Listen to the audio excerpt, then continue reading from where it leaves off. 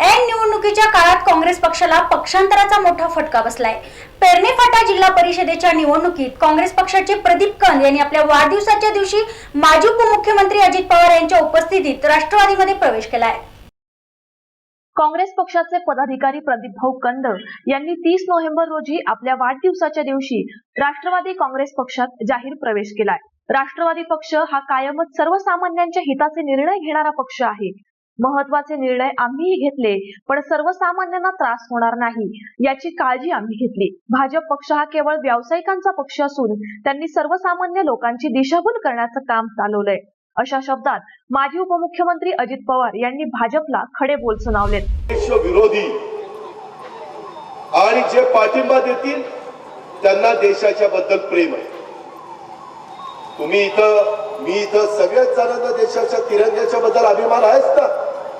आज देखील जर राष्ट्रगीत सुरू झालं की आपण टाळ देखील उभं राहतो आणि राष्ट्रगीताला त्या ठिकाणी एक मान त्या ठिकाणी देत असतो। ही आपली परंपरा, ही आपल्याला शिकवण आहे।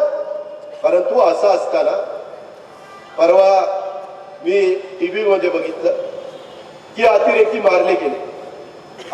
मारले गेले, त्यांची तपासणी केली तर त्यांच्याकडे 2000च्या नवीन नोटा मिळाल्या। आता काश्मीरमध्ये 125 कोटी जनतेला अजून 2000ची नोट पाहायला मिळाली नाही आणि तुम्ही आम्हाला सांगता की त्यांच्याकडे 1000च्या 500च्या नोटा आहेत म्हणून त्या चलनातनं बाजूला करायच्या आणि त्यांच्याकडे कसं काय मग 2000च्या नोटा गेल्या काय? हे तर काय सांगतात आमचं आम्हालाच कळत नाही।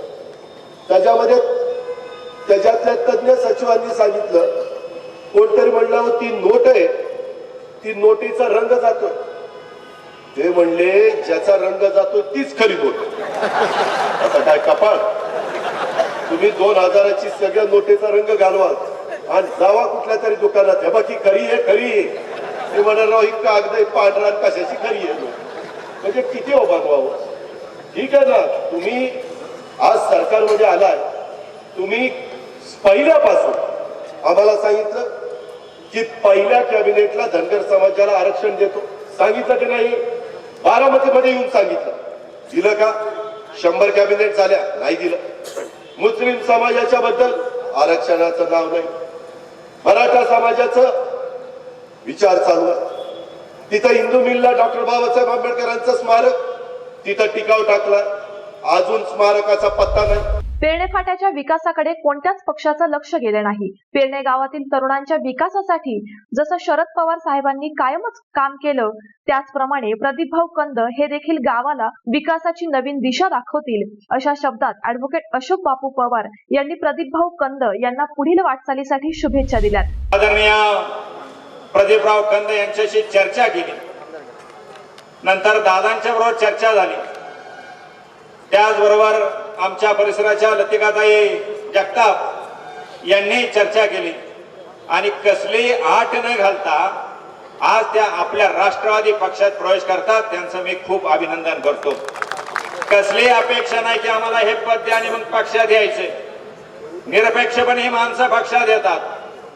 अनेक वेळेला ज्या वेळेला दादा आमच्या सारख्या कार्यकर्त्यांना सूचना करतात की अशोक अमुकला आपल्या पक्षात घ्यायचं, तर आपल्याला मन मोठं ठेवून आपण घेत असतो। काँग्रेस पक्ष सोडण्याचं केवळ एकमेव कारण ते म्हणजे विकासाकडे लक्ष देणारा काँग्रेस पक्ष आता राहिला नाही आणि म्हणूनच राष्ट्रवादी पक्षाच्या माध्यमातून मी पेरणे व आजूबाजूच्या परिसराचा विकास करेल अशी आशा प्रदीप भाऊ कंद यांनी व्यक्त केली आहे। आपल्या माध्यमातून विकासाची गंगा, सामाजिक प्रश्न असतील, गावच्या विकास कामाचे असतील, अडीअडचणी असू द्या, जिथं दादा तुमची गरज लागेल, राष्ट्रवादी काँग्रेस पार्टीच्या वरिष्ठ नेत्यांची मदत लागेल, ते काम करण्याचं मध्यवर्ती कार्यालय या ठिकाणी मी करणार आहे। त्या मध्यवर्ती कार्यालयात आपण सर्वांनी दादा आपण परत एकदा उपस्थित राहावं। आम्ही या मतदारसंघात सेंट्रलच पद्धतीने कार्यालय, सहकार असो, बँक असो, गोरगरीब शेतकरी, ऊस मार्केट कमिटी, बँका, हे सर्वसामान्य शेतकऱ्याशी निगडीत असणाऱ्या पक्षाची नाड त्याच्यामध्ये आहे।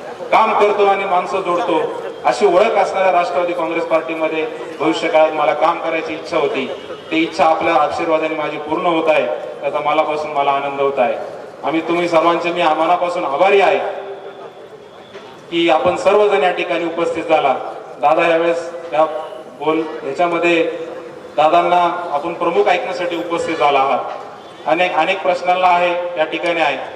या शिरूर हवेली विधानसभा मतदारसंघामध्ये आमची एक योजना अशा ठिकाणी जाहीर करतो की 1 लाख रुपये घ्या आणि चांगला रस्ता दाखवा।